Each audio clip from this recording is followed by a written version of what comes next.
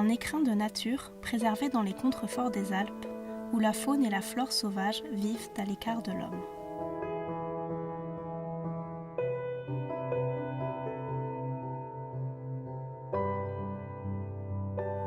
On appelle environnement tout ce qui nous entoure. Il s'agit de l'ensemble des êtres vivants, comme les plantes, les animaux, et des éléments non vivants, comme le sol, l'air et l'eau. La nature possède une valeur en elle-même. Ne vous est-il jamais arrivé devant un paysage grandiose d'en admirer la beauté ? L'environnement nous aide dans notre quotidien en de nombreuses façons. Nous ne cessons de nous inspirer de la nature, par exemple pour trouver de nouveaux médicaments ou pour nous nourrir. De plus, ne sont-ce pas les végétaux qui filtrent l'air pour que nous puissions respirer de l'air frais ? Le sol ne sert-il pas à filtrer l'eau pour la rendre potable ? Cependant, l'environnement est menacé par les activités de l'homme. Par exemple, l'expansion des villes ou encore la pollution détruit des espaces naturels. Mais il est possible de le protéger. Nous sommes ici dans le parc du Mercantour, en France. Ce parc a été créé en 1979, à la frontière avec l'Italie, dans les Alpes du Sud. Les parcs nationaux, présents partout dans le monde, sont un exemple de protection de l'environnement. En France, on en compte 10. L'objectif principal des parcs nationaux est de maintenir les paysages et les espèces animales et végétales qui y sont présentes. C'est pourquoi de nombreuses règles sont mises en place et de nombreuses choses y sont interdites. Pourquoi ce territoire a été choisi pour accueillir un parc national ? Le Mercantour se trouve à la croisée des montagnes alpines et de la Méditerranée. Ces deux climats influencent fortement la végétation. De plus, les variations d'altitude sont fortes. Les plus hautes montagnes culminent à 3200 mètres. On y trouve des espèces qui préfèrent les sommets et d'autres les plus basses altitudes. Grâce à cette diversité de milieux, les espèces animales et végétales sont abondantes et particulières. Le parc du Mercantour compte des espèces qu'on appelle endémiques, c'est-à-dire qu'elles ne vivent que dans le parc du Mercantour et nulle part ailleurs sur Terre. Par ailleurs, le parc du Mercantour compte 2000 espèces végétales et plus de 8700 espèces animales.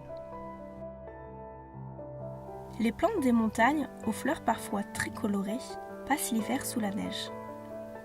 Quand celles-ci fondent, les plantes apparaissent à nouveau et grandissent grâce à l'eau des neiges fondues. Ces plantes servent de nourriture principale aux chamois, un ruminant qui ne vit qu'en montagne, en groupe et escalade les pentes avec adresse.